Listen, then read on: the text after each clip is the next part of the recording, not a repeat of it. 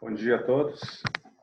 Sejam bem-vindos aí ao nosso segundo webinar Conversas Prósperas, né?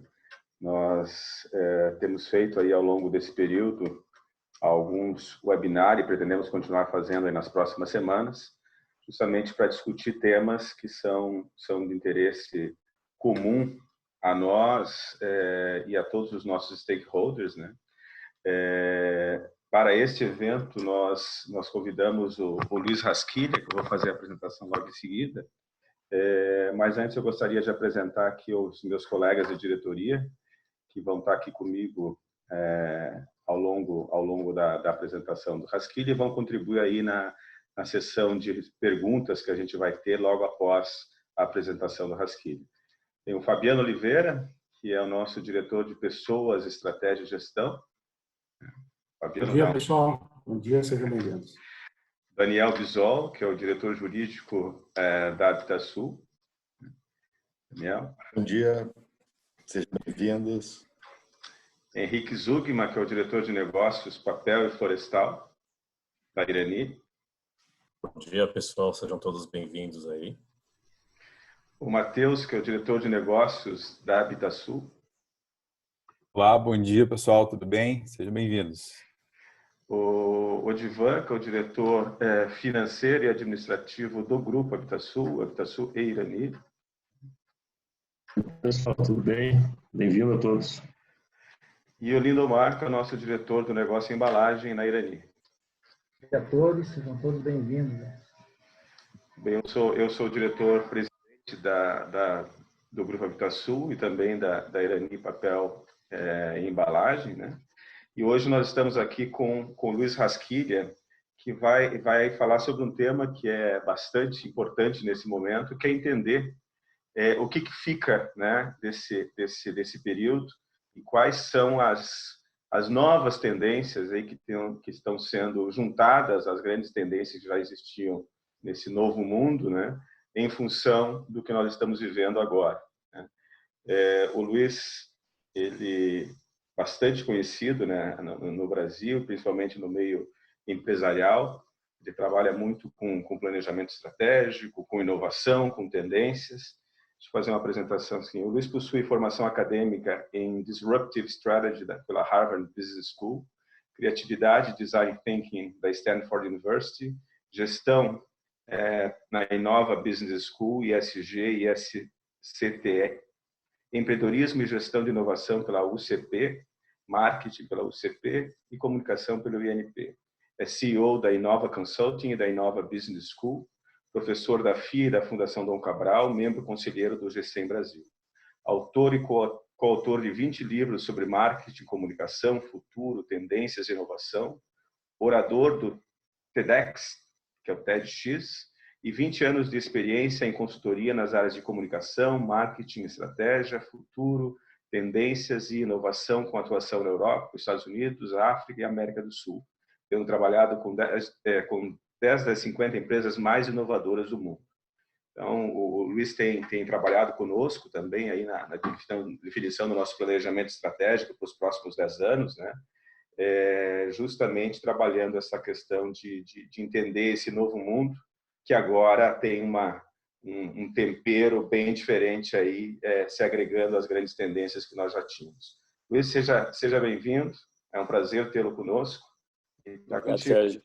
Obrigado. Bom dia, pessoal, bom dia a todo mundo, um prazer estar com vocês. Hoje todos num novo normal, né? Num trabalho remoto e com novas regras de funcionamento. Um grande prazer poder partilhar com vocês esses 45, 50 minutos de palestra, vamos colocar assim, e depois abrirmos para poder trocar ideia, escutar as opiniões de cada um.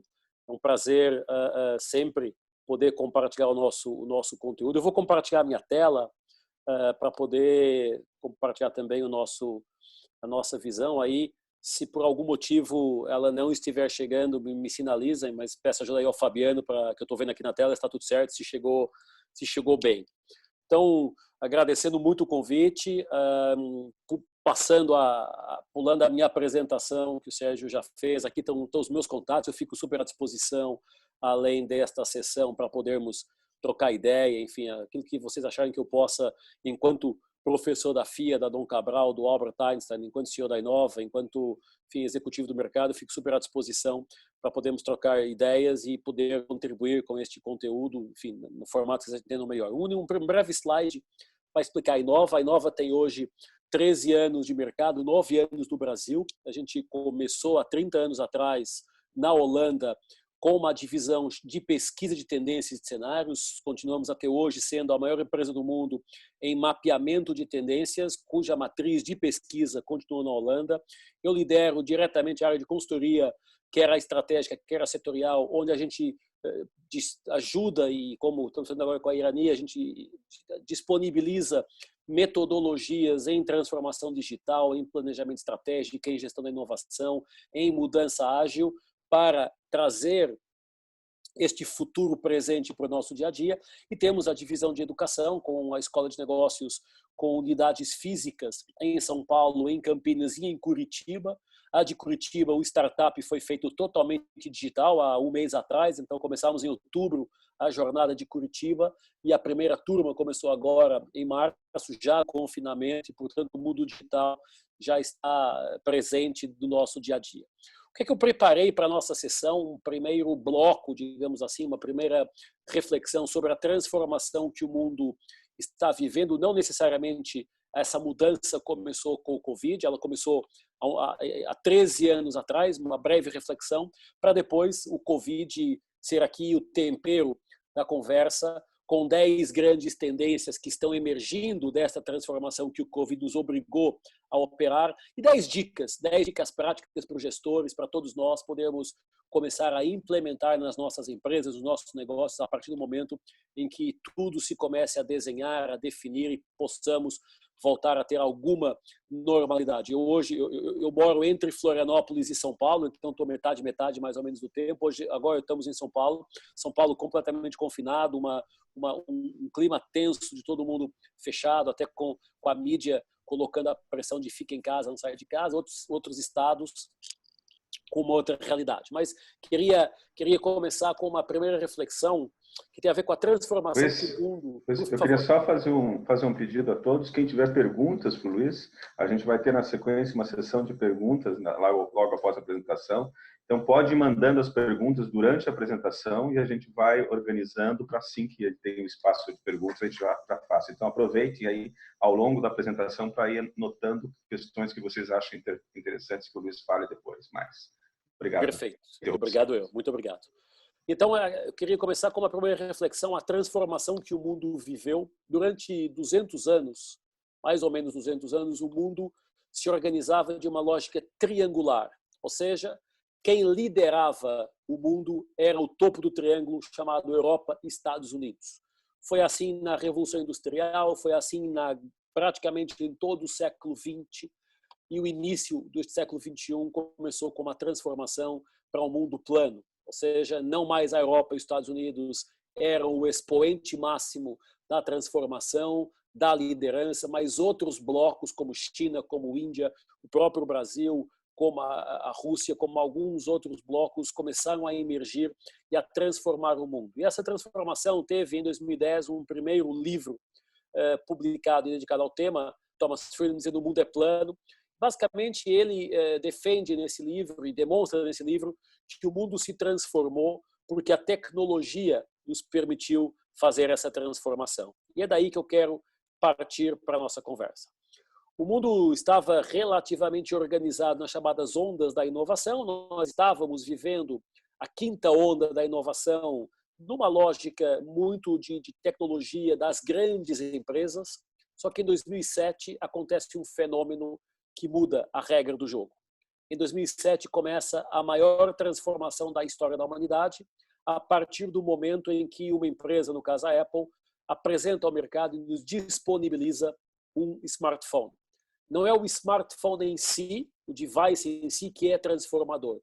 O que ele permitiu foi que nós pudéssemos, a partir desse momento, acessar um conjunto de coisas que não era possível antes. Muitos de nós, pelo menos a geração mais velha, onde eu me incluo, lembramos o que era lá mais atrás, aqueles Nokias Communicators que conectavam à internet, ou aquele BlackBerry, que era o device que mandava e recebia e-mail e permitia navegar. Só que não havia onde navegar. E o que aconteceu foi que em 15 anos, em 13, 15 anos, tudo aquilo que nós não sabíamos que precisávamos passou a fazer parte da nossa vida.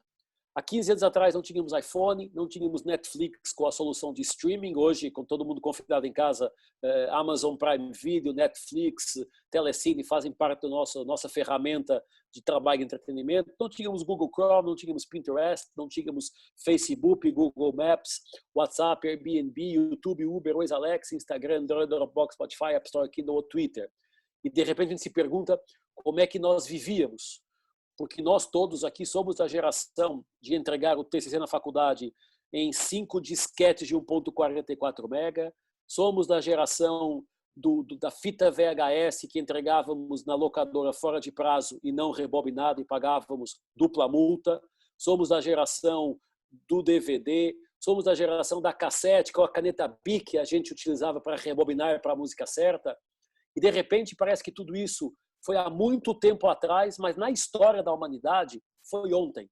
Não teve nem tempo ainda de colocar um tag para dizer aqui começou um novo momento. E por que 2007 e não antes? Por quê? Porque em 2007 nós atingimos o pico do que é o armazenamento digital. Em 2007, 94% da informação do mundo estava disponível digitalmente. E, portanto, só a partir do momento em que nós temos a informação disponível do ponto de vista digital é que nós conseguimos acessar a informação como fazemos hoje. Abrir o Google para pesquisar alguma informação, entrar na Wikipedia, acessar qualquer rede social, compartilhar no WhatsApp, no Telegram com os nossos colegas, amigos, etc. Tudo. Hoje é extremamente intuitivo e quase que perfeitamente assumido o que nós estamos fazendo aqui. É super tranquilo utilizar o Zoom e outras ferramentas para trabalhar. Note que nenhuma das ferramentas que hoje estamos utilizando no confinamento foi inventada no confinamento. Elas já existiam antes. O Zoom, o Hangout, o Microsoft Teams, o Skype e tantas outras ferramentas que existiam. Mas em 2007 foi quando o mundo conseguiu garantir 94% da informação armazenada digitalmente. E a título de curiosidade, em 2007 essa informação representava 300 exabytes, hoje, em 2020, ela representa 40 mil exabytes. Então, vocês imaginam o quanto de informação nós temos hoje disponível e, portanto, primeiro, que a gente chama de tempestade perfeita. Primeiro fenômeno, informação disponível e disponível digitalmente. Segundo fenômeno, as 3 leis que mudaram a história. A lei de Moore sobre processamento, que diz que a cada 18 meses a capacidade de processamento dobra de tamanho, dobra de capacidade e cai o custo. A lei de Butler, que é a transmissão de dados, que diz que a cada 9 meses a quantidade de dados que pode ser transmitido dobra. E a lei de Crider, que é a lei do armazenamento, que diz que a cada 13 meses a capacidade, a densidade de um HD dobra e o preço cai pela metade. Ou seja, 2 variáveis aqui que colidem ou que se juntam, por um lado, a informação disponível para acessar digitalmente e, por outro lado, 3 leis que mudam a história, que dão origem àquilo que é a chegada do smartphone e a transformação que o mundo vive do ponto de vista comportamental a partir do momento em que nós usamos o smartphone para trabalhar, para ir no médico, para ir na universidade, para o supermercado, banco, e tudo hoje está na palma da mão. Esse fenômeno comportamental transformou o mundo que era previsível no mundo imprevisível.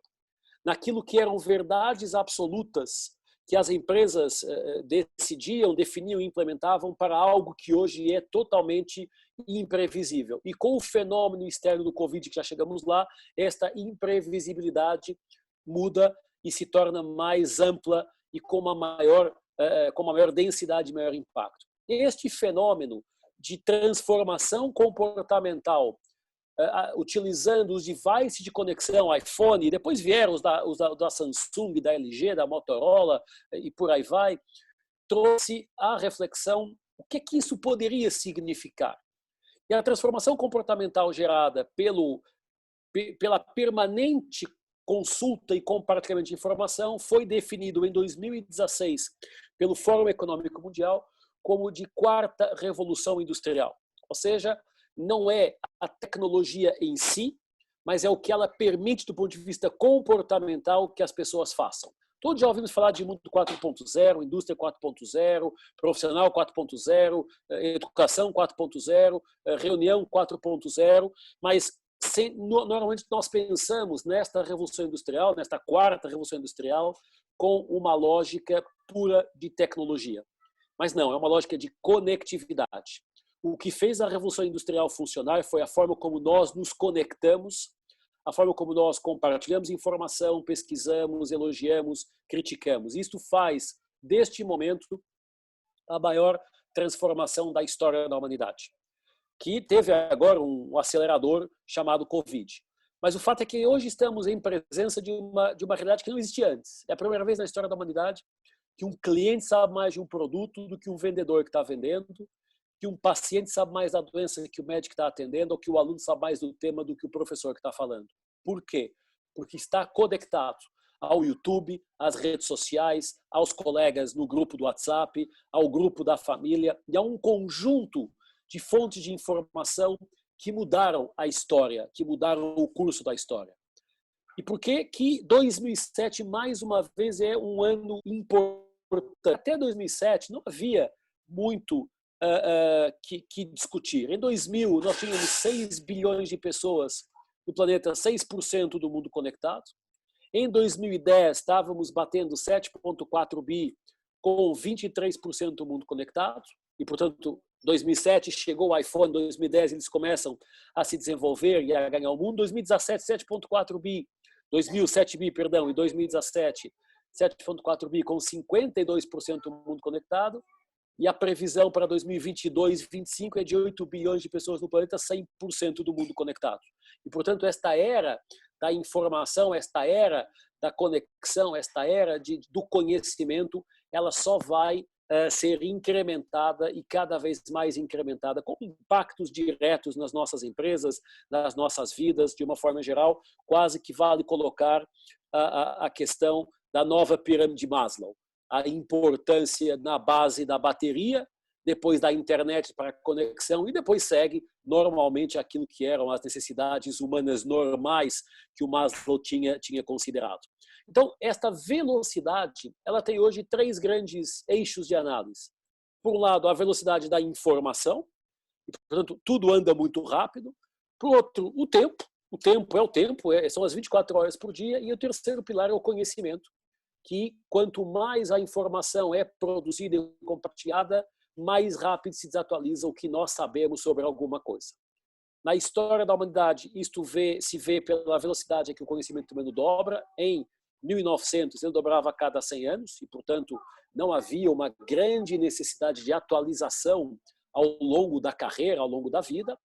Em 1945, esse mesmo conhecimento humano dobrava a cada 25 anos e, portanto, no meio da carreira, havia uma necessidade de atualização de conhecimento, de competências. Em 2014, há 7 anos atrás, o conhecimento humano dobrava a cada 13 meses e hoje ele dobra a cada 12 horas. Ou seja, de manhã eu chego na minha empresa, no meu negócio, naquilo que eu estou fazendo, e no final do dia, a informação disponível sobre este tema dobrou de tamanho. E, portanto, fica já clara a importância de uma atualização permanente e constante das nossas equipes, das nossas pessoas, do nosso time, do nosso negócio, para se manter atualizado. E aqui bate com uma frase do John Chambers, que eu acho sensacional, que ele diz, o CEO da Cisco: as empresas morrem porque fazem bem as mesmas coisas durante tempo demais. Nós cristalizamos um modelo de negócio, ele deu certo, nos trouxe até aqui, mas em função da transformação que a era da informação e do conhecimento está gerando, e mais ainda acelerada pela questão deste fenômeno externo às nossas vidas, que é o fenômeno Covid, tudo mudou e nós hoje vivemos o que o Chris Anderson fala, uma mudança de era. Essa era está subdividida em 4 grandes blocos. O primeiro, assumido já por todo mundo, por todas as empresas, a era da convergência. tudo está hoje na palma da nossa mão e tudo que está no telefone, está no computador, está no tablet de forma convergente, por isso se fala em omnicanal, integração dos pontos de contato, mensagens digitais. Daremos o primeiro passo, já estamos dando o primeiro passo para a era dos vestíveis, os smartwatches, os relógios, os óculos, as realidades aumentadas, os exoesqueletos, devices que nós vestimos, nos monitoram sinais vitais, nos dão rastreamento. Em 2022 para 2026, surgirá a era dos implantáveis, chips de rastreamento, chips implantáveis, upgrade de memória, lentes de contato, tudo isso já existe hoje, testado com sucesso, e já se fala que a partir de 2027 estaremos na era da singularidade ou na quinta revolução industrial. Ainda nem entendemos bem a quarta, ainda nem nos adequamos à quarta revolução industrial, já se fala nesta quinta revolução industrial, revolução essa que é sensivelmente, que ela começa no 2016, como a gente está falando aqui, mas que explode nesta década. Nós temos falado nos últimos 3, 4 anos, para os nossos clientes todos, que a década 2020 e 2030 seria a década de maiores transformações na história. O que nós não prevíamos é que isso começasse logo no primeiro trimestre de 2020, porque é um fenômeno externo. O que é um fenômeno externo que muda o curso da história?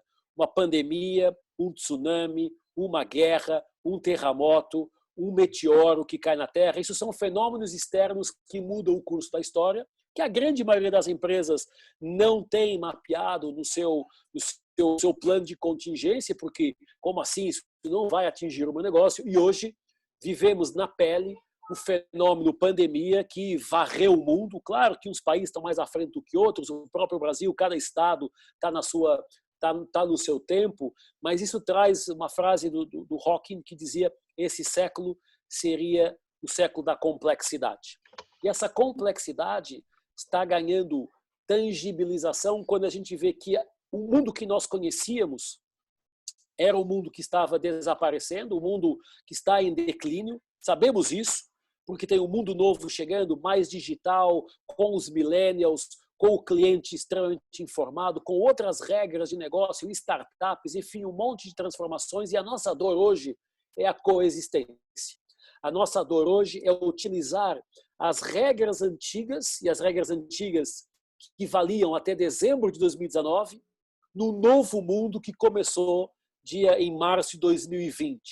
Poucas pessoas no Réveillon, há 6 meses, há 5 meses atrás, considerariam que 3 meses depois estaríamos todos confinados, boa parte do mundo fechado, um impacto gigante na economia mundial e todo mundo no mesmo barco, tentando entender o que é que isso significa.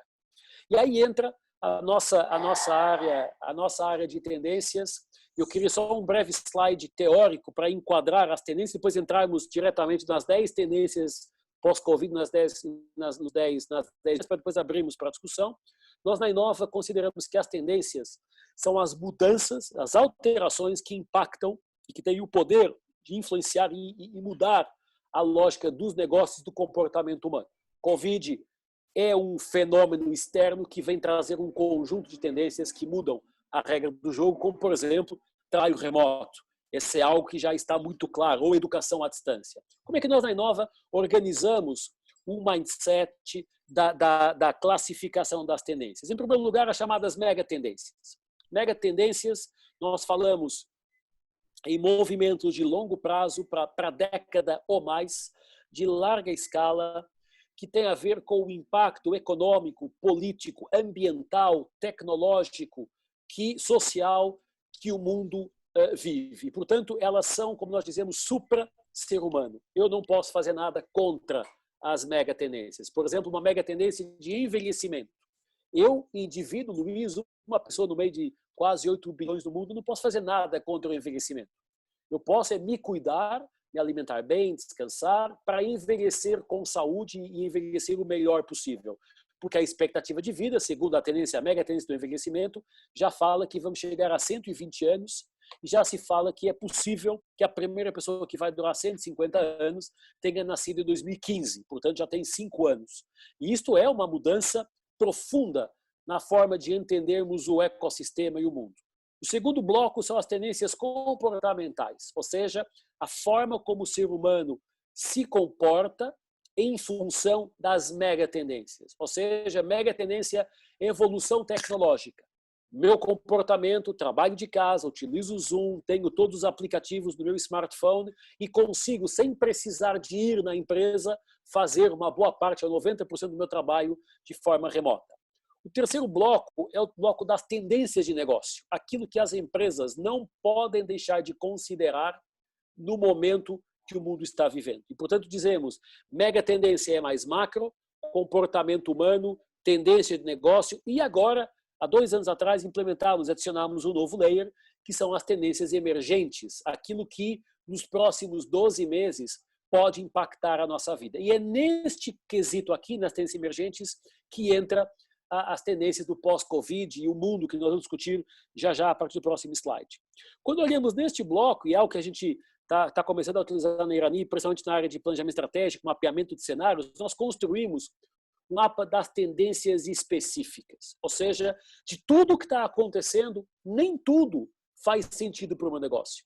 Nem tudo eu considero relevante para o meu negócio. Eu tenho que fazer uma primeira pré-seleção para entender como é que é sustentabilidade, como é que experience, design, tecnologia, millennials, poder das marcas, como é que tudo isso pode impactar ou não o meu negócio. E eu faço esse trabalho para construir os insights, ou seja, as ideias. O que é que faz sentido para a minha empresa em termos de uma nova linha de negócio, abandonar determinado mercado, desenvolver algum tipo de abordagem de mudança processual, o que for. E, portanto, a gestão, ela, quando começa o desenho da sua estratégia, ela deve suportar as suas convicções estratégicas no mapeamento de cenários e na análise de tendências, porque isso é o que permite reduzir a incerteza sobre o que vem pela frente. O fenômeno Covid, ele não é novo, só que ele chegou numa lógica muito mais rápida do que nós esperávamos. Todos já vivemos de alguma forma a gripe das aves, a gripe suína, lá nos anos 90, a pandemia das vacas loucas, tudo isso é algo que se repete no ciclo da história. E, por exemplo, quando a gente olha hoje para a questão da alteração climática, com a questão do degelo trópico dos polos, os cientistas já identificam que há de 1.000 a 1.500 vírus novos que estavam congelados e que agora estão voltando à realidade. Portanto, nós estamos discutindo hoje um vírus, mas a previsão das próximas décadas é que mais situações dessas possam acontecer num curto espaço de tempo. Não estou entrando aqui em teorias da conspiração, o quanto o vírus foi proposital ou não, isso é uma outra discussão, é outro tema, mas o fato é que nós fomos impactados por um fenômeno e a previsão, quando olhamos à frente, é que esses fenômenos se vão repetir mais vezes. E não é daqui a 10 ou 15 anos. Podemos ter um daqui a 2, daqui a 3 de novo. Feito essa primeira introdução, quais são, o que emerge deste mundo? Nós mapeamos muito o Covid, mapeamos muito o impacto que está tendo nas empresas, na vida pessoal, no mundo como um todo, na mudança do poder global. Identificamos 10 grandes tendências que devem entrar longe de serem verdades absolutas. Depois, quando fechar minha apresentação no nosso chat, eu vou disponibilizar o link para download gratuito do relatório, para quem quiser aprofundar um pouquinho mais. Eu vou aqui fazer uma visão de helicóptero nas 10 tendências, e elas estão hoje claras do ponto de vista de quando voltarmos ao novo normal. Uns países já estão voltando, uns estados já estão voltando. Estava hoje falando com o time de Minas Gerais.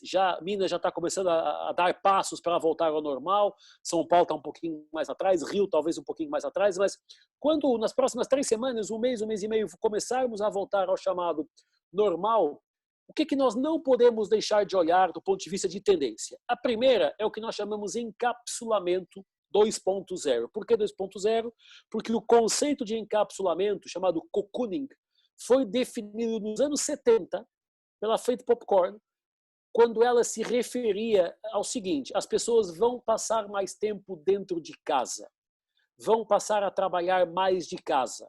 E o que nós vivemos agora, fruto do Covid, foi que, de fato, ou por obrigação, a grande maioria do mundo foi fechado em casa para trabalhar de casa, aprender de casa e talvez até viver mais de casa. Porque a nossa casa é o lugar onde a gente vai dormir. A gente está fora trabalhando chega no final do dia, toma banho, janta, dorme, no dia de manhã sai, vai trabalhar e, portanto, se pensarmos nas 24 horas do dia, o tempo que nós estamos em casa é um tempo para descansar e dormir e pouco para usufruir, tirando o final de semana, com churrasco com os amigos e tal, mas é um tempo menor de utilização. E o que a gente vê agora são as implicações que esse encapsulamento tem no entretenimento, nos Netflixes, nas Amazon Prime Videos, nos Kindles, em tudo que é entretenimento e aprendizagem, na forma de trabalhar, na produtividade. De repente, as pessoas estão trabalhando mais, porque como não tem aquela, por exemplo, nosso escritório aqui da Inova é a 4 quilômetros aqui da minha casa, no dia de rush, no dia normal, eu levo 1 hora para ir, 1 hora para chegar. São 2 horas por dia que eu não estou gastando em deslocamento, que eu posso fazer outras coisas. E, portanto, encapsulado dentro de casa, eu posso pegar essas 2 horas para fazer outras coisas, seja estudar, seja eventualmente estar no sofá durante um tempo para não fazer nada e descansar, ter o chamado ócio criativo, mas estamos hoje encapsulados, fechados sobre as nossas cápsulas de casa, e isso tem um impacto importante na forma como daqui para frente vamos nos comportar, na nossa saúde psicológica, na forma como vamos voltar ao trabalho. A segunda tendência, e veja, não é a primeira é mais importante e a 10ª é a menos, todas são mais ou menos importantes mediante o entendimento que eu faço dela em cima da questão do meu negócio. Para o meu negócio, algumas fazem mais sentido do que outras. E para o negócio do meu colega, será o contrário. A segunda é o chamado social media, as mídias sociais. Nós hoje nos atualizamos pelas mídias sociais, que tem lá dentro as redes sociais, o Twitter, o Facebook, o LinkedIn, os grupos de WhatsApp, etc. Mas as mídias sociais como um todo, toda a fonte de informação que eu consigo acessar hoje do ponto de vista digital para me atualizar.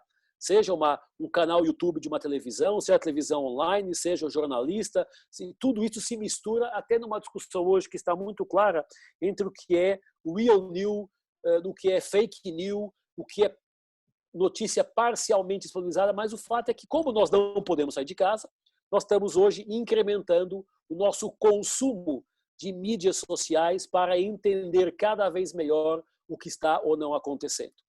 O terceiro ponto aqui na conversa é o chamado trabalho remoto.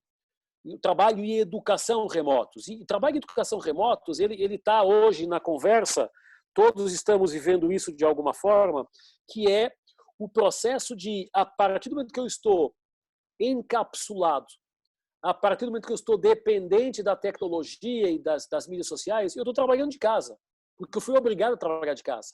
As escolas não pararam aulas, a Inova não parou nenhuma aula, todo mundo está aprendendo de forma remota. E, portanto, aulas virtuais, aulas ao vivo, gravadas. No fim de 4 anos, vai fazer agora uma aula ao vivo com a professora dele, daqui a meia hora vai fazer uma aula ao vivo com a professora dele através do Google Classroom. E ele já está se acostumando ao fato de a professora fala com ele pelo aplicativo.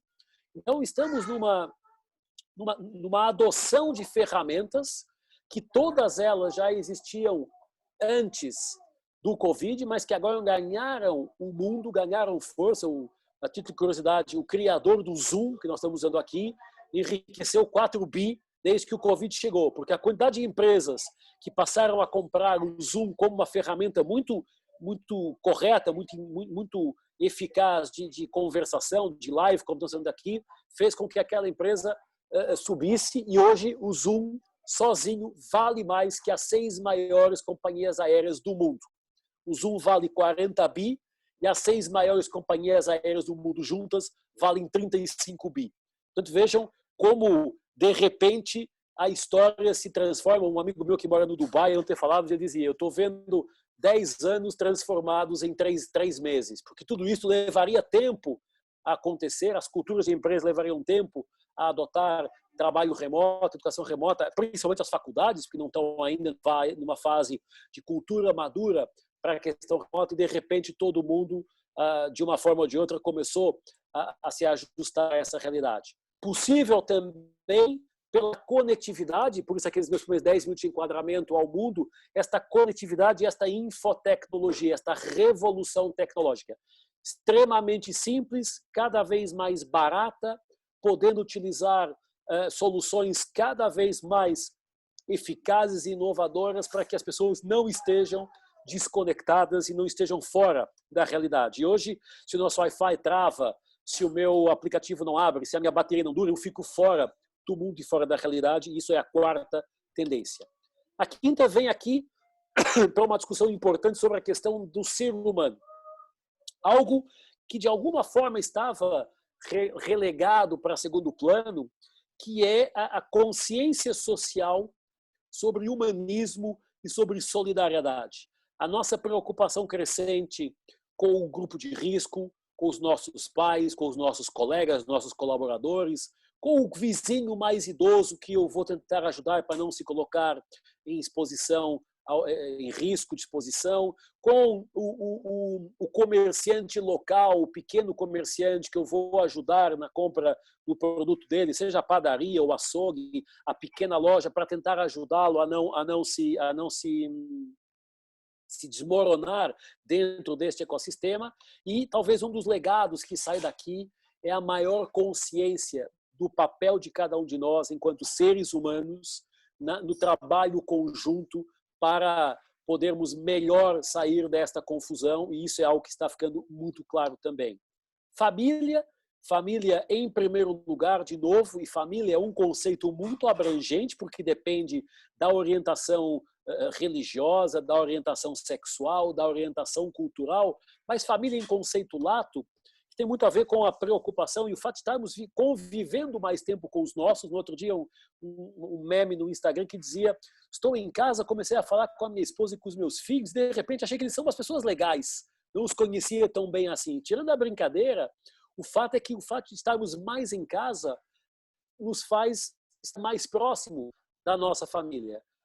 Um amigo meu, professor, dizia no outro dia: há dois legados que ficam nesta questão da família. Os adultos, vendo que podem trabalhar de casa, que podem tocar a sua vida de alguma forma remota e por isso estão mais tempo com as famílias, com os seus.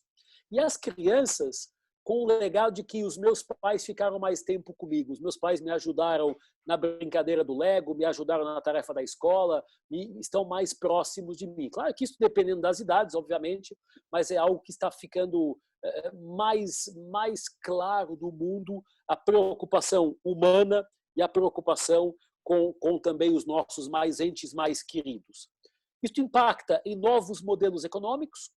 Já se falava desde 2016 na necessidade da discussão de um novo modelo econômico que conseguisse manter os pressupostos da produção capitalista, vamos chamar assim, mas que garantisse uma distribuição mais homogênea de riqueza e que permitisse reduzir as desigualdades e dar melhor qualidade de vida às pessoas mais favorecidas também e ao mundo como um todo, que está ganhando um primeiro conceito de capitalismo consciente ou capitalismo social. Já se fala em economia circular, outros temas, mas dizendo como é que nós garantimos a produtividade econômica, mas ao mesmo tempo não pode ser a qualquer custo, e portanto a qualquer custo ambiental, social, econômico. Como é que a gente encontra modelos novos? E talvez este Covid esteja mostrando que os modelos, quer econômicos, quer políticos, quer dizer, não sempre muito juntos, que vieram até aqui, talvez terão maior dificuldade em se sustentar no futuro. Não estou aqui personalizando A ou B, país A ou país B, mas estou dando um pano de fundo mais abrangente para a gente repensar e pensar qual é o nosso papel nessa conversa. Um ponto crítico, e este talvez dos mais impactantes que o mundo vai viver e está vivendo, é a transformação dos novos hubs globais. O Japão deu diretriz muito clara, o primeiro-ministro japonês saiu a notícia do domingo, quase que ordenou a que todas as empresas japonesas tirassem as suas fábricas da China. Diretriz governamental. A Europa está discutindo a reindustrialização da Europa e dizer vamos reduzir o poder de dependência da China. E aqui não estou particularizando na China, mas estou dizendo, sendo a China o polo industrial do mundo, tendo a China sido o foco, o início desta transformação pelas más, enfim, características, a gente vai assistir à tentativa da maioria das empresas do mundo de reduzir a sua dependência do polo da China, ao mesmo tempo outros países e outros conjuntos de países estão emergindo e assumindo papéis importantes na área da saúde e medicina, tecnologia, produção industrial, educação, agro. O Brasil tem um papel aqui importante, quer no agro, quer na indústria, porque tem capacidade instalada, tem mão de obra, tem escala e, portanto, talvez seja uma oportunidade, se pensarmos como um todo, de o Brasil dar mais um passo na afirmação mundial como produtor agrícola e produtor industrial de valor agregado, porque quem estava liderando essa transformação está saindo bastante fragilizado. Veja essa China como este exemplo, mas também os Estados Unidos com a maior recessão em 80 anos e como isso está deixando ali o time, principalmente com a questão do desemprego, bastante tenso na economia americana. Localização é outro ponto importante para entender a preocupação com o pequeno empresário, com o comerciante local. E, portanto, grandes multinacionais, potencialmente, se não se prepararem e atualizarem ao que está acontecendo, elas vão perder para os chamados comerciantes locais parte do seu negócio. A gente vê um movimento solidário de ajuda e de apoio aos pequenos empresários e, portanto, talvez o Covid venha lançar uma nova tentativa de equilíbrio entre as grandes empresas multinacionais e as empresas locais, as PMEs, os microempresários, que de alguma forma estão sendo ajustados e estão sendo colocados aqui numa nova discussão. E a última, não menos importante, que tem a ver com os novos modelos de negócio. Quem ganha neste momento é quem de alguma forma consegue ser resiliente, criativo, se transformou digitalmente em algum momento para conseguir entender este fenômeno. Quem perde, empresas que de alguma forma, ou negócios que de alguma forma não estavam tão preparados para este momento de transformação. E a grande pergunta que fica aqui nesta grande roda da vida que está girando é: quem vai conseguir se reajustar para esta nova realidade? Quem são os potenciais perdedores ou vencedores? Nós trabalhamos com a Smiles, somos a consultoria de planejamento estratégico para a Smiles, para o programa de milhas e de pontos da Gol. Vocês imaginam como a nossa dor de cabeça está grande lá com essa discussão? Porque, por exemplo, se fala que para viajar no futuro, além do passaporte ou do RG, talvez você tenha que levar o seu boletim de vacinas ou o seu certificado de teste Covid negativo para viajar ou para entrar em algum país. Então, já se fala que hoje os hotéis que estão reabrindo com distanciamento social garantido, com obrigatoriedade de máscara para todo mundo. E, portanto, quem estava no normal trabalhando e de repente se viu perdendo negócio, tem que se reinventar para voltar a ser relevante. A educação física na sala de aula, ela não vai desaparecer. Mas até voltar à realidade que nós tínhamos, pode levar 3 meses, 6 meses, 1 ano, e talvez nunca volte da mesma forma. E aqui tem a ver com uma coisa que é o comportamento dos consumidores, o comportamento humano. Quando um fenômeno transforma a realidade, como é o caso de uma pandemia, de um tsunami, de uma guerra, quando esse fenômeno termina, e portanto oficialmente terminou o Covid-19, podemos voltar às nossas vidas normais. Os seres humanos levam de 3 a 6 meses a acreditar que é seguro voltar à vida normal. Ou seja, quando termina a guerra, as pessoas levam de 3 a 6 meses para perguntar: será que eu posso sair de casa, não cai uma bomba? Não tem um atirador furtivo? Quando acaba a pandemia, será que eu posso levar o meu filho para a escola de novo, sabendo que será que acaba mesmo ou não? E isto está muito claro e vai também impactar nos modelos de negócio, na forma como os negócios se vão reajustar daqui para frente.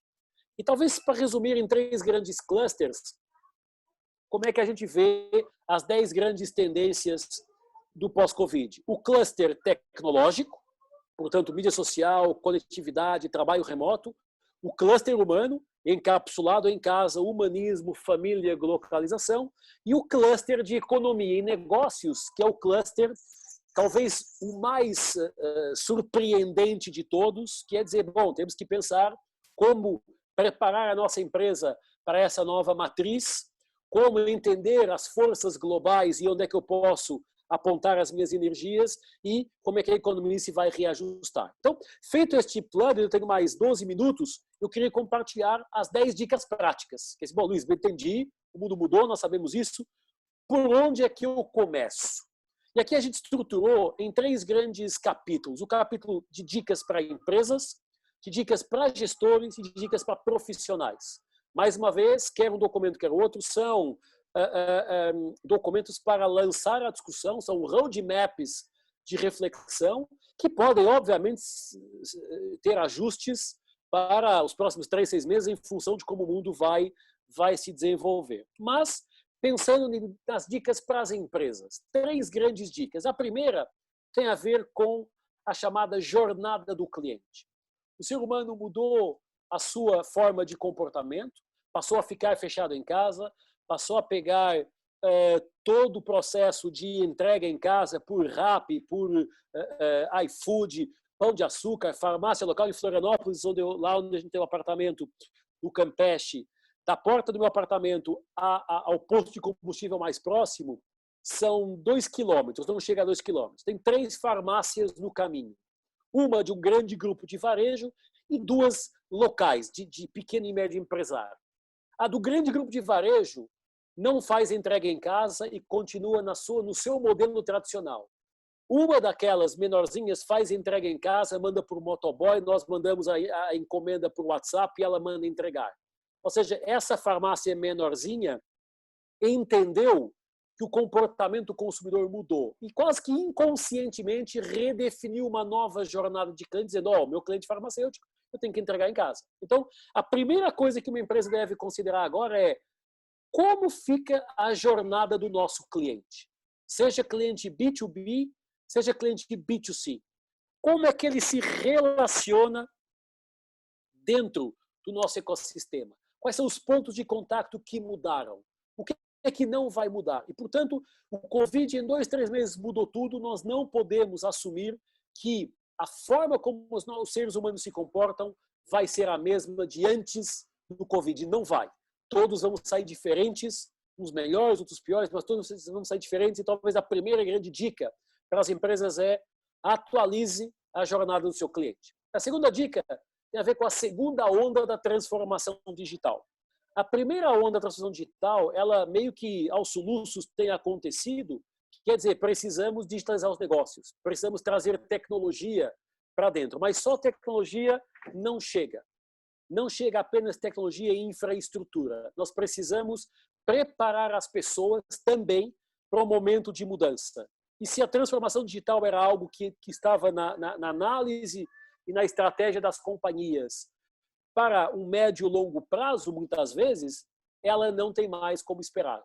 Ou a gente começa a transformação digital para valer, ou vamos ficar para trás porque outras empresas conseguiram fazer isso, da simples farmácia que entrega por WhatsApp, que é uma forma de pensar a transformação digital nela, seja as mega corporations que têm outras logísticas, outras formas de entregar. Mas o fato é que precisamos trazer para dentro da nossa empresa este tema de forma muito mais viva e muito mais forte do que foi trazido até agora.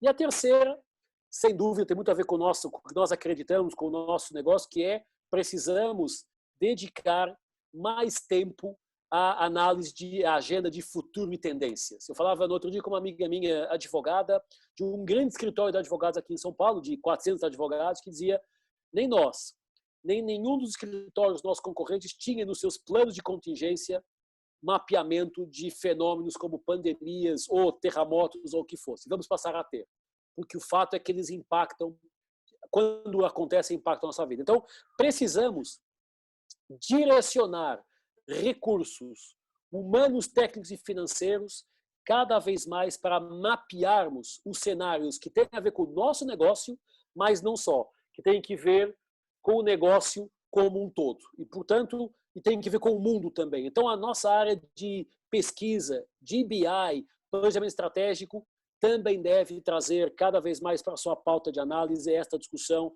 sobre o futuro tendência. Então, jornada do cliente, transformação digital, futuro tendências, 3 grandes dicas para as empresas. Para os gestores, para os líderes e para os gestores, primeira grande dica é entender melhor o time. Todo mundo sofreu de alguma forma na pele redução de rendimento, pessoas tiveram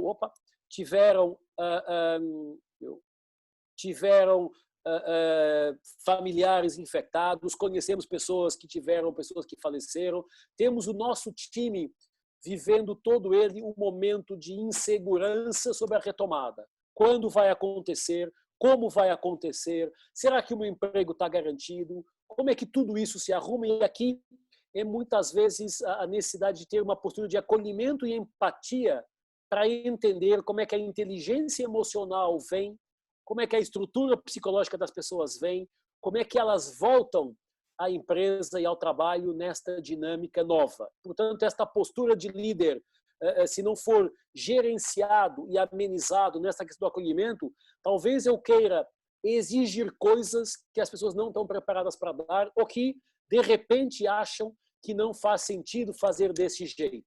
O quanto a gente consegue ajudar a gerenciar essa carga psicológica que todos nós temos pelo fato de termos sido colocados numa situação que não prevíamos e que estamos ainda com alguma nebulosidade sobre como sair dela. Então, para os líderes, acolhimento e empatia no momento da retomada, também rever os papéis das pessoas, porque como trabalhamos todos de forma remota, de repente, uns mostram competências que não estavam claras ou deficiências que não estavam claras. Sobre trabalho remoto, sobre concentração, produtividade. E aqui é importante, quando as pessoas voltam ao negócio, quando voltamos ao novo normal, atualizar as competências. Porque alguns estudaram, outros descobriram coisas que não tinham consciência de que poderiam ser importantes. E, portanto, a regra hoje é tentar encontrar no nosso time que eles têm de coisas novas, de coisas boas, até para rever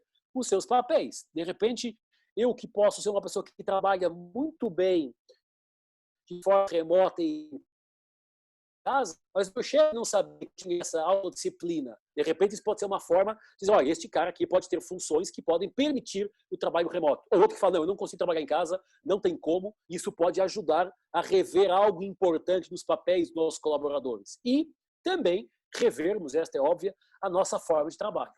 Os modelos e os formatos de trabalho estão sendo questionados e, portanto, a lógica do trabalho remoto, a lógica do trabalho digital, muitas verdades que, de alguma forma, existiam, não é possível construir relação com o cliente sem o contato físico, o líder tem que ter controle sobre o processo e o produto, reunião produtiva é que fazemos pessoalmente, tem um monte de verdades que hoje estão sendo colocadas em xeque porque o mundo continua girando, continuamos falando com os nossos clientes, fazendo nossas apresentações, as nossas lives, as nossas reuniões, e de alguma forma isso pode ser discutido de como redefinir e de que forma redefinir alguns modelos e alguns formatos. Não é dizer joga tudo no lixo e começa do zero, não é isso, mas é dizer na nossa forma de trabalho, o que vai mudar? O que a gente pode rever e fazer de forma diferente? E para os profissionais, 4 grandes dicas profissionais, que é o terceiro bloco aqui. A primeira, muita prudência. Nós estamos no meio do olho do furacão, estamos no epicentro da conversa e, portanto, ter verdades absolutas, cravar opiniões muito fechadas sobre uma situação, sobre uma pessoa, pode lá na frente se virar contra nós, porque a gente está vivendo uma transformação tão rápida que a informação que eu tenho sobre determinado fenômeno, pessoa, personagem hoje, amanhã pode ser outra, e o Brasil está vivendo isso na pele. O herói de hoje é o vilão de amanhã, o vilão de hoje vira herói amanhã, e aquilo que a gente sempre fala é o melhor juiz é o tempo. Então, alguma prudência para entender o que está acontecendo e, de repente, não tomar decisões que possam ser contrárias ou que possam, de alguma forma, penalizar a nossa vida futura. Portanto, alguma prudência no que fazer, no que dizer, no como dizer. Ser parte da solução e não parte do problema. Isso tem muito que ver com a atividade, com a proatividade de cada um de nós.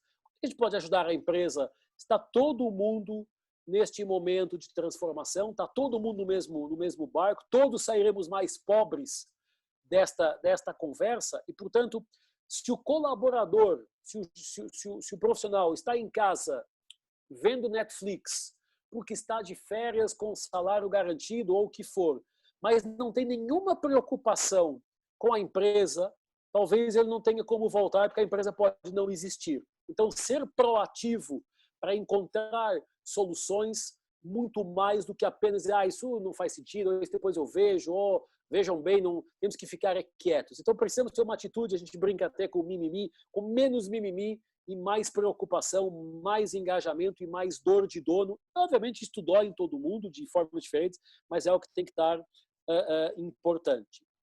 O legado. Qual é o legado? Acho que a grande pergunta que vai ficar e que os nossos líderes vão fazer aos seus liderados é, neste momento de pandemia, o que você fez para atualizar a sua fonte de conhecimento, a sua base de conhecimento? O que você fez para se atualizar? Se a pessoa não fez nada e apenas ficou vendo Netflix e ouvindo Spotify, ela ficou desatualizada.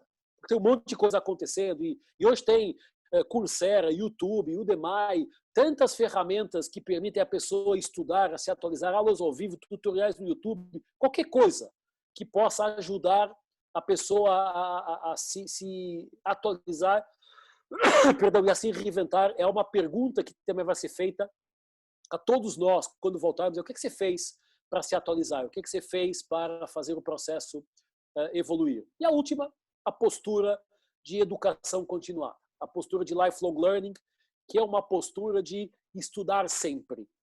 O mundo está mostrando a desatualização permanente de conhecimento. Do século XX, o MBA garantia alguma estabilidade e alguma não necessidade de atualização. Eu fiz o meu MBA em 2003, daí para cá já fiz mais 7 cursos, 8 cursos, e o fato é que a gente vai precisar de permanentemente se atualizar o tempo inteiro. O World Economic Forum fala que são, na média, 100 dias por ano adicionais para estudo. Um terço do nosso tempo anual vai ter que ser dedicado à atualização permanente. Seja em pequenas pílulas, em cursos mais longos, em coisas mais formais, em TEDs, em leitura, mas vamos ter que manter uma atualização contínua sob pena de ficarmos fora da nossa performance. E aí, para fechar, mais 2 minutinhos, que é o que eu tenho para fechar, um quadro resumo com as 10 dicas, com as suas frases. Então, jornada do cliente, transformação digital, a agenda para futuras tendências, entender o time, rever os papéis das pessoas, rever a forma de trabalho e também ter a prudência necessária para não se expor e não tomar decisões erradas, ser parte da solução, se atualizar e se atualizar sempre. E aí tem uma frase que foi reproduzida pelo Darwin, que eu gosto para fechar, que diz: não é o maior nem o mais forte sobrevive, mas o que melhor se adapta. E essa adaptabilidade é algo que a gente tem sempre que fazer. 3 exemplos muito simples para também trazer alguma discussão mais lúdica para a nossa conversa. Esta é a mesma casa na forma normal e no novo normal. Uma visão mais criativa, mais adaptável, mais até divertida. Aqui é um exemplo simples de como a gente pode pegar o ticket de entrada no avião, o ticket de avião de viagem, e ver de um lado aquilo que era a visão tradicional do TI e do outro lado o que é a visão pela lente do cliente, pelo user experience do cliente.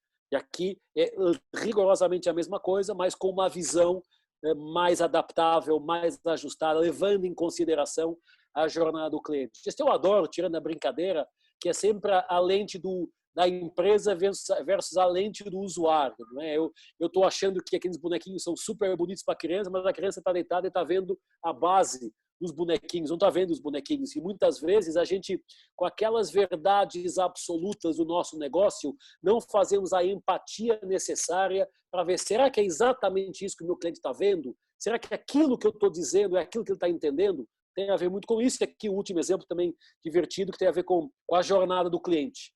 Simples, se o cara vai cortar o cabelo, fazer a barba e põe aquele avental grandão por cima, eu posso ficar ali aquela meia hora digitando, mas se o avental é uma cor sólida, eu não consigo ver. Aqui é um exemplo simples de como podemos utilizar isso para mais uma vez, dar ao nosso cliente, seja ele B2B, B2C, mas no final são seres humanos, uma nova visão. E no final, uma pergunta que eu queria deixar para vocês levarem para pensar. Neste fenômeno, neste sistema, neste momento que nós estamos vivendo, vocês querem ter que papel? E vocês, cada um de nós, queremos ser um espectador, espera a coisa acontecer e se desenvolver e se desenrolar, ou o protagonista que, sabendo que estamos no mundo incerto, mesmo assim, corre risco, tenta, vai à luta, se adapta e é mais criativo e resiliente. Não tem nenhum problema querer ser espectador. Só que quando a porrada chegar, e ela chegou, e vão chegar mais, tem que ser coerente. Não pode reclamar dizendo, a desgraça chegou. Você não fez nada para tentar sair dela. E muitas vezes tem a ver apenas e só com a atitude, com a cultura de cada um de nós. E essa é uma provocação que eu queria dar para vocês. Eu fiz a minha apresentação, mundo mudando, influenciado a velocidade da transformação pelo mundo conectado. O fenômeno Covid muda a regra com 10 tendências muito claras para o ser humano, para as empresas e para a economia como um todo, e 10 dicas para cada um de nós. E uma frase final, tem a ver com eu adoro essa frase do Toffler, que diz, hoje mais verdadeira do que nunca, os analfabetos do século XXI não são aqueles que não sabem ler e escrever, mas aqueles que não sabem aprender, desaprender e reaprender. Este é o novo mundo, este é o novo normal, vamos chamar assim, e precisamos pôr uma folha branca na mesa, abandonar algumas verdades absolutas e reescrever a história, porque vamos precisar de todos para reescrever essa história. Os meus contatos estão disponíveis, depois eu disponibilizo a apresentação. Pessoal, muito obrigado. Foi 1 hora, como eu tinha combinado com o Sérgio, uma hora de apresentação. E agora eu vou tirar o compartilhamento da minha tela, devolvo a bola para o Sérgio e vou tirar o compartilhamento, vou pegar 2 links dos 2 relatórios e vou disponibilizar aqui no nosso chat e vamos para as perguntas. Bem, obrigado. Obrigado, Luiz. Acho que foi muito bacana a reflexão que foi feita. E já passando aqui para... Nós temos também participando aqui do nosso chat o Péricles de Freitas Druck, que é o nosso controlador, o fundador do Grupo Habitasul. Então, é uma honra, presidente, tê-lo conosco aqui nesse momento. E aí a gente vai começar aqui a sessão de perguntas, né? E eu tenho aqui uma primeira que a Fabiana Thyssen fez, que me pareceu bem interessante, eu já começo com ela. Todos os conceitos apresentados, ao meu ver, são absolutamente compreensíveis quando pensamos na escala mundial, planetária. Porém, como ficam essas tendências quando pensamos na realidade socioeconômica do Brasil? Me refiro às favelas, locais de extrema miséria que temos ainda no interior do Brasil e tantos outros cenários de pobreza, não só econômica, mas social e cultural. Como é que esses segmentos, né, da economia que estão sendo, inclusive, mais massacrados, pela Covid, né? Como é que você vê essa tendência? Obrigado pela pergunta. A gente tem um mapa de tendências que eu acabei de disponibilizar no chat para todo mundo os 2 links, as 10 tendências e as 10 dicas, que é o tema aqui da nossa conversa. Nós temos um mapa de tendências mais aberto, que eu posso disponibilizar também, se vocês quiserem, que é um mapa que mostra uma coisa chamada redução das desigualdades e maior transparência. Este é o nome da tendência. O que ela significa? O mundo tecnológico tem deixado mais claro, mais transparente as necessidades dos mais favorecidos, no caso das favelas. Não é um fenômeno só do Brasil. A tentação, mas tem mundo, mas o Brasil é diferente. Não é igual em todo lugar do mundo. Eu trabalho em 8 países, todos eles, na sua escala, na sua característica, têm os mesmos problemas na saúde pública, nas favelas, no trabalho infantil. Todos vivem, de alguma forma, esta dor é uma dor mundial. O que aconteceu é que ela está mais visível. Hoje nós temos isso mais à tona, mais claro para todo mundo. Todos esses conceitos se aplicam em qualquer lugar do mundo, inclusive ao Brasil. Por quando falamos ali naquela tendência de solidariedade e humanismo, ela também se reflete nas nossas favelas. Por exemplo, um caso que aconteceu com a gente na escola do meu filho está, ele está sem aula há 2 meses, nós continuamos pagando o valor do lanche, e a empresa do lanche doou toda essa comida para uma favela aqui em São Paulo e fez um movimento, até documentou para os pais saber onde é que eu estou pagando, eu estou acreditando que aquela empresa, a quem eu estou pagando o lanche do meu filho que ele não vai consumir, vai doar a alguém. E eles doaram, fizeram todo um movimento, registraram fotografia e trouxeram para a gente. Então, esta tendência de solidariedade e humanismo, ela se manifesta de diferentes formas. Então, um exemplo que me tocou aqui diretamente, que tem a ver com o meu filho, com a escola do meu filho. Mas todos nós, de alguma forma, estamos, e por isso a sua colocação, a sua pergunta, muito preocupados com isso. Vai do papel de cada um de nós em saber como é que nós podemos contribuir para essa realidade, para reduzir essa extrema desigualdade. As desigualdades estão reduzindo no mundo, felizmente, comparando com 30, 50 anos atrás, é outra conversa, mas hoje, como elas estão muito mais visíveis, como nós vemos em tempo real o que está acontecendo na África, no Oriente Médio, na favela do Rio, ou de onde for, nós ficamos muito mais sensibilizados. E isso acelera a nossa vontade de empresa e de profissional de tentar contribuir de alguma forma. Cada um faz do seu jeito, como sabe, como pode. Claro que empresas um pouquinho mais estruturadas têm políticas através das suas fundações, através das suas áreas sociais, mas isso ganha um pouquinho mais de força, de consciência. Não conseguimos ainda resolver tudo, mas de consciência. E o Brasil, com 210 milhões de pessoas, não está fora dessa conversa. Talvez a diferença é a intensidade como se aplica cada uma daquelas tendências, depende de cada país, e no Brasil depende de cada estado, de cada cidade, de cada região, porque, obviamente, o Brasil é maior que a Europa. Eu que sou português, que vim da Europa há 9 anos para o Brasil, me deparei com uma escala muito maior que a Europa, e, portanto, para mim é óbvio e é lógico que cada estado, que cada cidade tem a sua especificidade. Não dá para tratar o Brasil todo igual. O Nordeste é de uma forma, o Sul será de outra, São Paulo de outra, e cada uma na sua realidade. Mas precisamos todos trabalhar para ajudar e reduzir o impacto que isso já tem, e está tendo, e vai ter ainda, infelizmente, nos mais desfavorecidos. Porque, no fundo, essa questão social ela vai ficar muito mais evidente a partir de agora, por conta desse massacre, praticamente, que tem sobre as classes mais pobres, e a gente não vê como uma tendência ainda, não sei se você já tem tido esse contato, de que a redução da desigualdade seja uma meta ou uma tendência a partir dessa nova realidade. Né? Não vemos como metas governamentais. Não vemos, aliás, se a gente esperar que o governo resolva a nossa vida, a gente vai ter uma surpresa bem desagradável. O meu irmão tem uma frase que eu adoro, que diz: se não puder ajudar, atrapalhe. O importante é participar. E a gente vê que os governos, não só no Brasil, não só o governador do estado ou o presidente ou quem for, de uma forma geral no mundo, os governos estão atrapalhando mais do que ajudando. Por quê? Porque com este mundo conectado, eles perdem o poder. E quando eles perdem o poder, a tentação é de voltar a tentar controlar, regular a internet, proibir a saída na rua, proibir um monte de manifestações, porque os governos não lhes interessa. Aí seria um tema de uma outra live sobre o papel dos governos no mundo e nesse novo modelo econômico que está emergindo, não lhes interessa, porque eles vão perder a sua relevância. Então não é uma meta governamental, desculpem agora aqui até a frontalidade, não é uma meta das OMS da vida reduzir a desigualdade, porque quando reduzir a desigualdade, eles deixam de ter relevância. Imaginem que no momento ótimo não há desigualdade do mundo, a OMS não precisa existir e a ONU não precisa existir. Tem muita gente ali que sobrevive, que depende, infelizmente, destes fenômenos. Então a gente não vê isso como tendência governamental, mas vê como preocupação humana, vê como preocupação dos seres humanos e das empresas.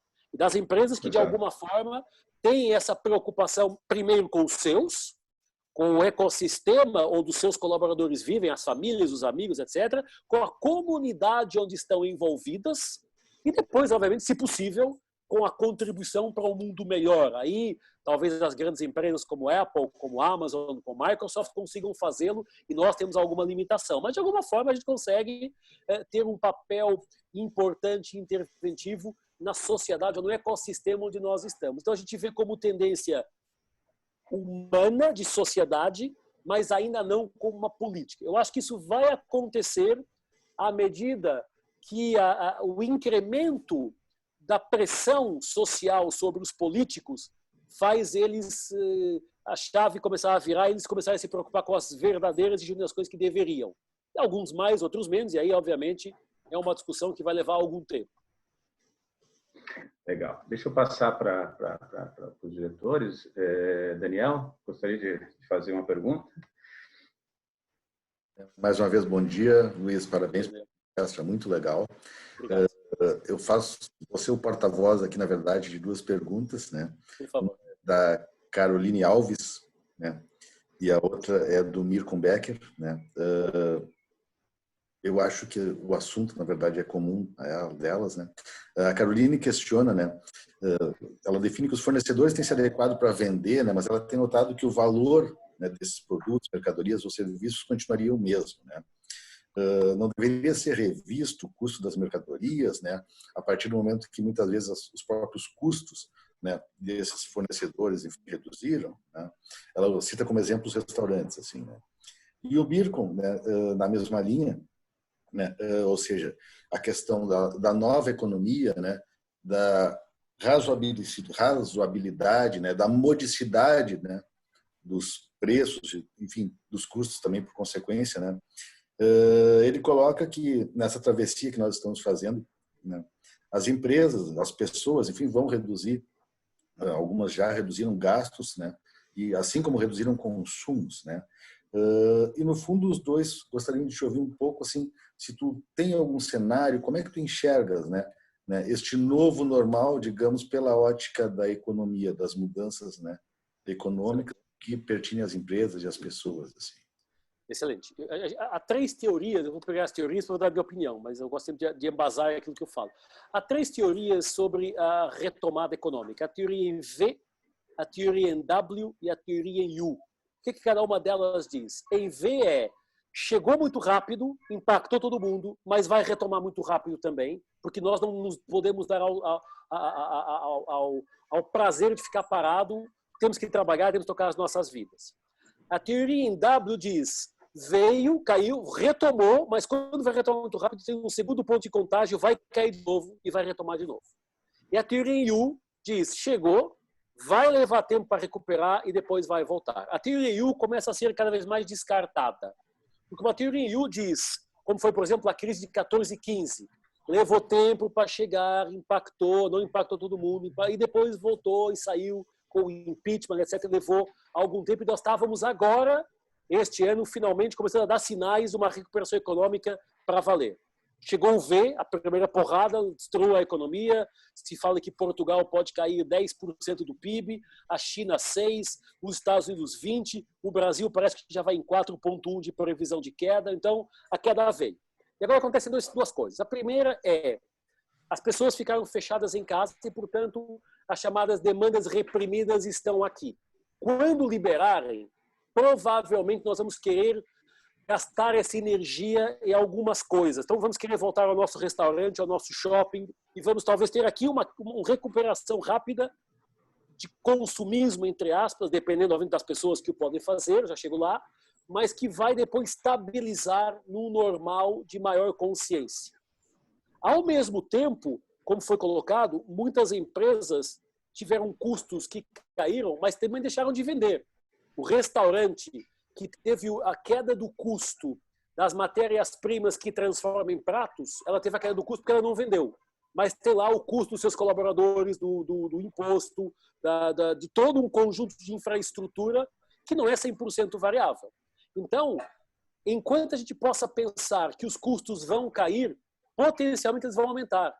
Porque vamos ter menos gente consumindo e as infraestruturas são muito semelhantes. Exemplo, companhias aéreas. Se fala que vão ter que ter 1/3 desocupado do avião, porque tem que garantir a distância entre a distância social. Quem é que vai pagar esse terço que não vai ser ocupado no avião? É quem vai viajar. Portanto, o ticket de avião ele vai naturalmente subir de preço, porque o combustível, embora o combustível tenha caído, estamos vendo, foi transacionado a números negativos do petróleo, embora ele tenha caído, os aviões parados, os aeroportos parados, os salários dos colaboradores, toda aquela infraestrutura a Azul caiu 90%, a Avianca pediu recuperação judicial dos Estados Unidos, tudo isso, de alguma forma, vai ter que ser pago num período de tempo que tem que ser definido. Então, cuidado, porque talvez nós não vamos encontrar produtos mais baratos, nós vamos encontrar produtos mais caros.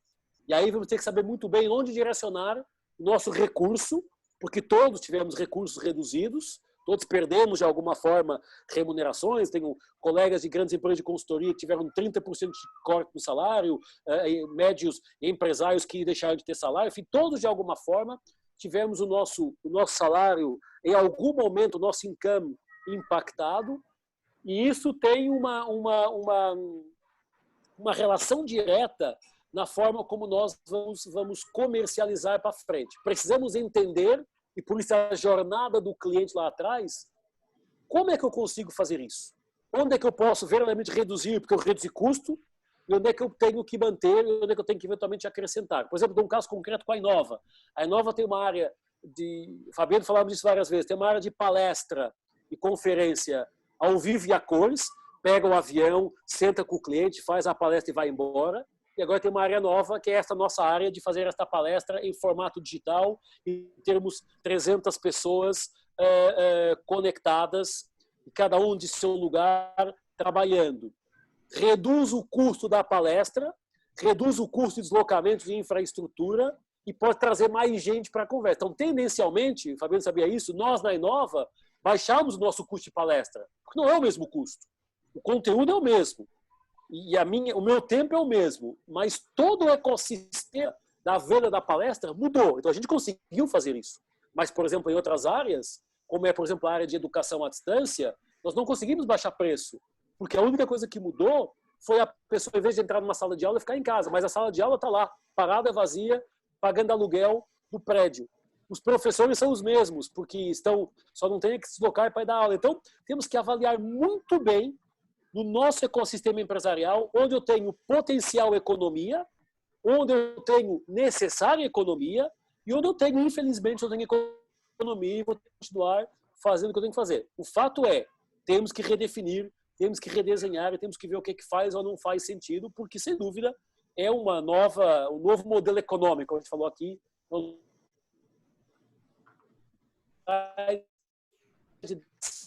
Nossa cliente também, uma grande empresa que vende data center. Eu falei, gente, quem comprou data center comprou, quem não comprou não compra mais.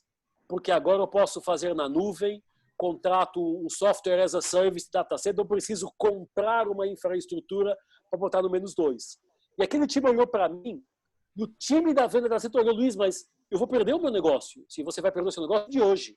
Mas se você instalar um data center seu e passar a vender cloud de data center, você tem um novo negócio, você pode entrar. Isso foi 1 ano e meio atrás. Tive coisa agora faz 4 meses. Essa área de cloud era a que mais cresce na empresa, porque eles perceberam que o cliente não vai gastar 300 milhões no data center. Ele vai gastar R$ 1.500 por ano de assinatura por usuário do data center. E está todo mundo bem de novo. Mas precisamos reajustar o mindset do negócio. E talvez o nosso grupo Habitasul, Irani, tenha alguns momentos que vai ter que repensar algumas fases do negócio para se ajustar a esse novo normal. Não sei se ajudei mais ou baralhei, mas aqui uma provocação legal, também. Muito obrigado. Obrigado, Luiz. Deixa eu passar, já estamos falando de economia, deixa eu passar para o Divan. Oi, Luiz. Excelente a apresentação, a gente conseguiu condensar uma montanha de coisas novas que estão acontecendo em tão pouco tempo, né? E colocar isso dentro de uma lógica, de um racional que faz sentido para todo mundo, né? Muito, muito bom mesmo. Dentro disso, eu queria fazer uma pergunta bem específica sobre pessoas, tá?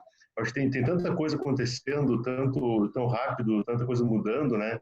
Porém, o grande contingente de pessoas como nós foi formado em cima de uma lógica antiga, né? Um mindset antigo, né? Do mundo analógico, do mundo que tinha outras regras. Eu acho que a Covid veio aí para acelerar todo esse processo também de desenvolvimento humano, né, das pessoas. Mas como fazer com que isso seja mais rápido, né? Como a gente, na tua visão, como a gente pode trazer mais pessoas para esse jogo novo, né? Para essas regras novas, né? Como influenciar e como fazer com que as pessoas sejam mais engajadas nessas novas regras aí, na tua visão? Perfeito. Eu falo que em todas as empresas a gente divide as pessoas em um terço, um terço, um terço. O primeiro terço diz, o mundo mudou, estamos juntos, vamos embora e vamos fazer acontecer. O terço do meio diz, o mundo mudou, me ajudem porque eu não sei o que fazer, como é que eu me capacito, quem pode me ajudar a me desenvolver para mudar de quadrante. E um terço ali diz, vocês estão loucos, não é nada disso, o mundo não mudou tanto assim, vai voltar tudo ao que era, calma, é só uma marolinha e não se preocupem. Para cada um deles eu falo, no primeiro terço, dá gás para essa galera puxar o barco. No terço do meio, dá ferramentas para que eles se atualizem e possam fazer essa jornada. Eu já chego lá a como fazer. E neste terço aqui, pergunta, você quer estar dentro da conversa ou você quer sair para uma outra realidade? Porque o mundo está cheio de oportunidades. Numa revolução como aquela que nós estamos vivendo, é natural que algumas pessoas fiquem pelo caminho porque elas não querem se adaptar a isso. Nós temos um projeto de reestruturação de um grande grupo agora em Minas Gerais e quando a gente, na segunda rodada, 3 executivos tinham pedido a demissão. E o senhor olhou para mim e disse, por quê? Porque eles estão naquele terço que não querem que nada mude. Então, quando a coisa começa a mudar, eles não querem que nada mude, eles se auto-excluem porque eles não se identificam mais com essa nova realidade. Feito este cenário, mais uma vez, teórico de enquadramento, a gente tem que fazer 2 coisas. A primeira, endereçando aquela tendência do mapeamento das competências do nosso time, saber onde estão as lacunas e como é que o nosso time está perante esta situação. Eu acho que estamos todos no mesmo barco, todos vamos ter que estudar.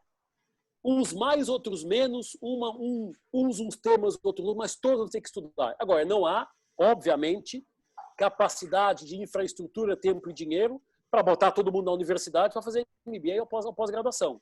Então, temos hoje ferramentas como o Coursera, plataformas online que eu posso pôr as pessoas para fazer pequenos cursos. Nós próprios fazemos para muitos clientes, e pode ser uma possibilidade com vocês, muitos clientes fazemos cursos em company gravados, que ficam ali de 8 horas, 6 horas de temas que ficam disponíveis. E os colaboradores vão fazendo com o RH, utilizando formas de métrica para mapear se a pessoa fez ou não fez, o Nine Inbox como ferramentas de considerando o quanto a pessoa se atualizou, mas tem que partir muito, primeiro do líder, da liderança, dizer, gente, temos que fazer, e do liderado ter aquela postura proativa, dizer, eu preciso me atualizar. E aí tem várias formas, por exemplo, na Smiles, é uma coisa, a gente brinca, uma coisa amadora, mas que funcionou. Nós abrimos uma Dropbox para todos os colaboradores e o time de inovação todo dia sobe 1 ou 2 documentos que fica disponível para todo mundo ler. No final da semana,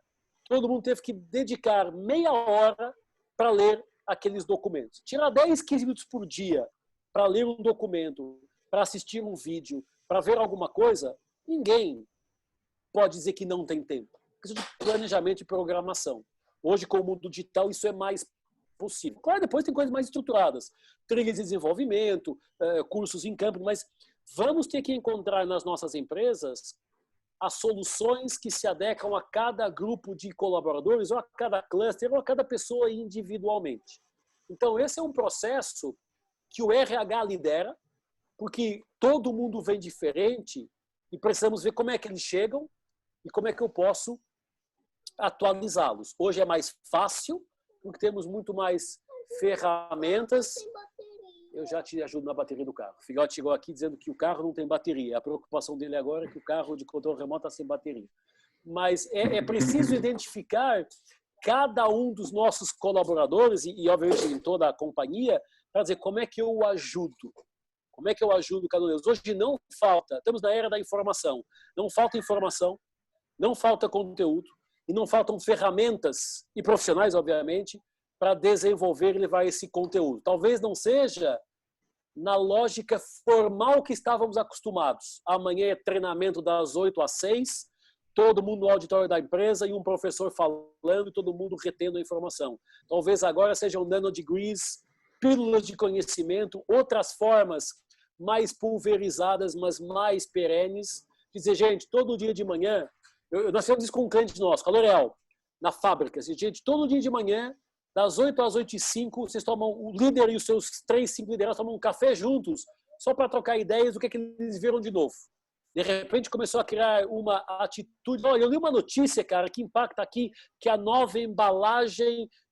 Olha, eu vi que a gente tem agora uma divisão nova de economia de energia. Cara, eu vi que a empresa X, e de repente começa a criar uma cultura de educação proativa, de as pessoas começarem a trazer conhecimento para dentro e que o RH, por um lado, e a área de planejamento estratégico, por outro, podem se arrumar para consolidar essa informação e disponibilizá-la sob diferentes ferramentas.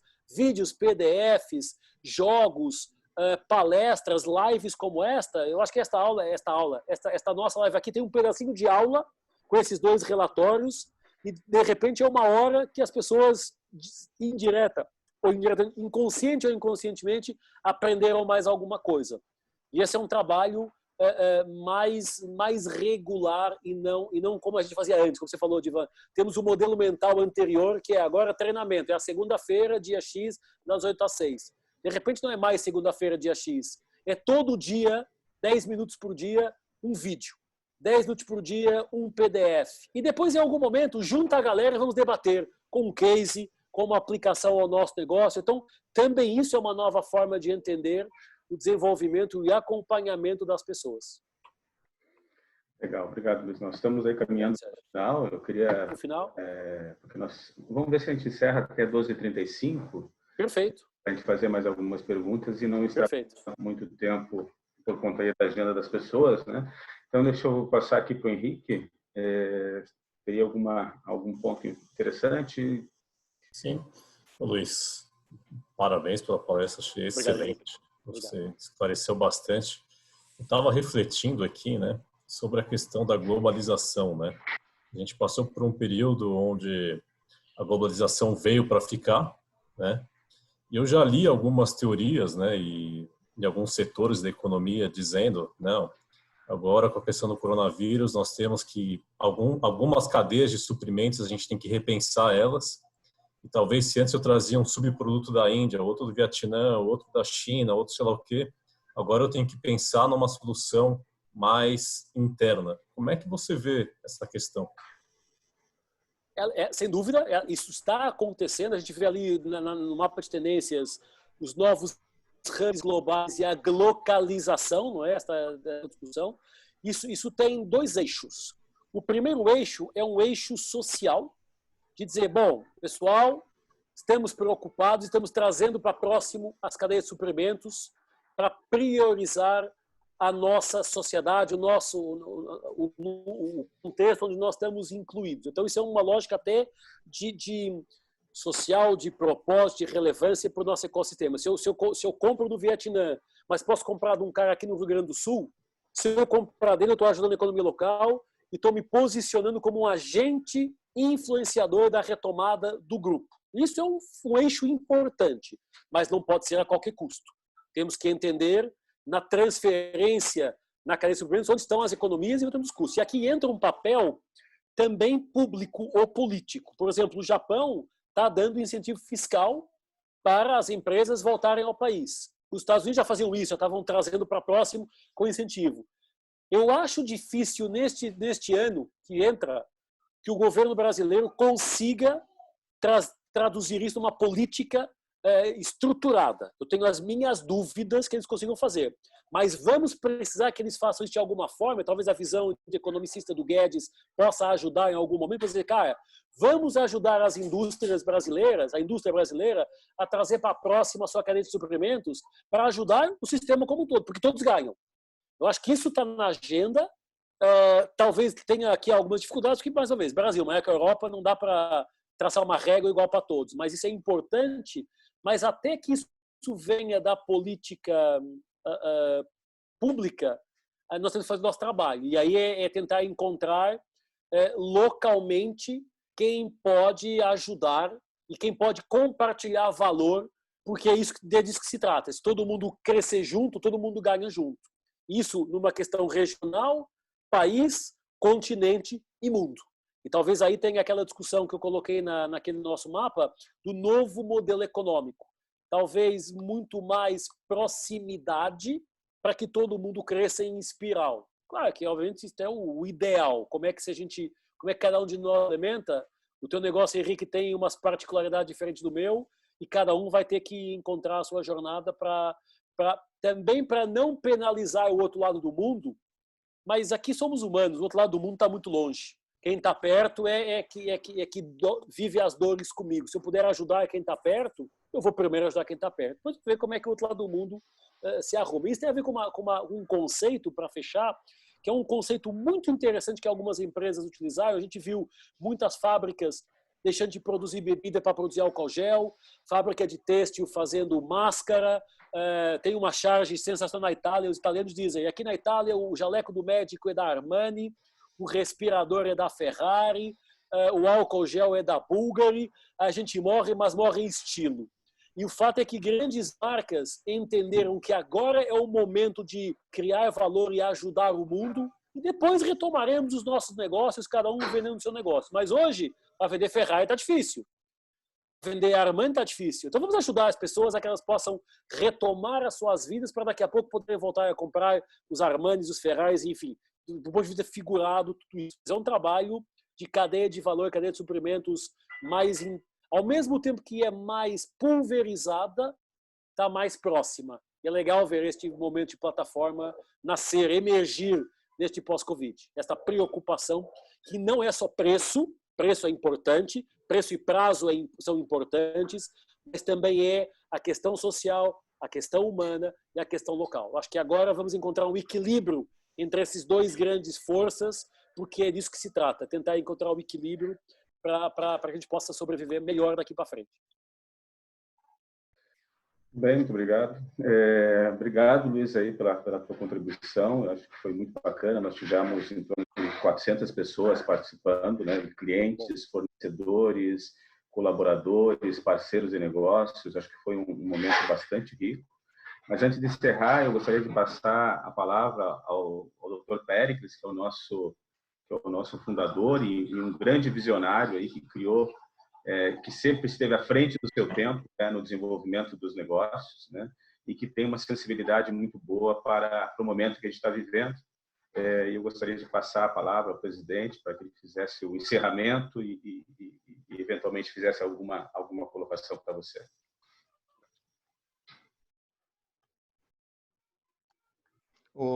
Estão me ouvindo? Perfeito. Perfeito. Olha, em primeiro lugar, eu queria cumprimentar aí o nosso palestrante, realmente muito adequada, muito bem colocado o tema e muito atual e de grande relevância.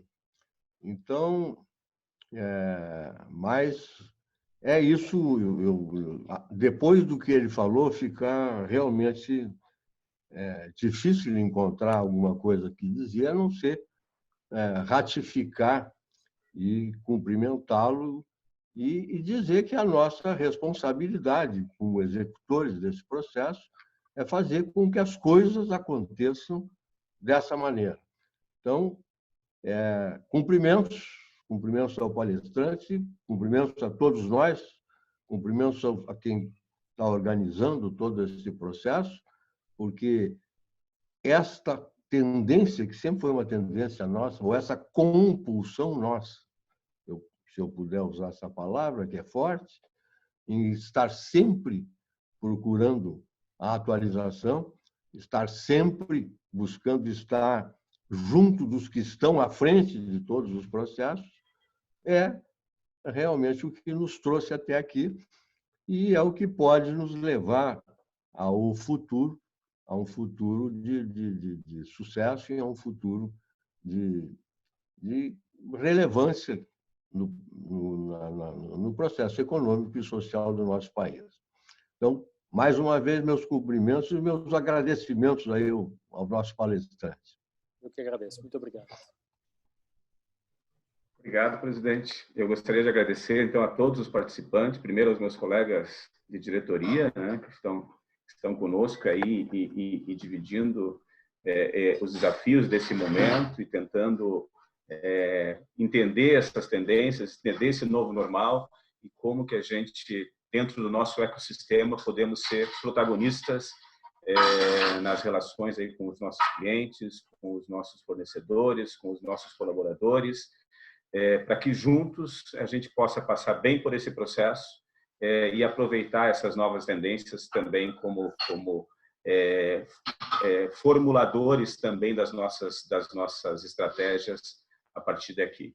Então, muito obrigado a todos, foi um prazer. Nós vamos ter outros temas que a gente vai estar discutindo na sequência. A gente acha super importante a gente manter esse contato do nosso ecossistema nesse momento, já que a gente não está tendo a oportunidade de estar juntos, mas essas novas ferramentas fazem com que a gente consiga também se aproximar muito mais do que a gente consegue tipicamente no dia a dia. Então, um abraço, muito obrigado, Luiz, novamente, foi um prazer e até a próxima. Tchau, pessoal. Até a próxima, gente. Tchau, muito obrigado, Luiz. Um abraço a todos. Obrigado, parabéns. Obrigado, tchau, tchau.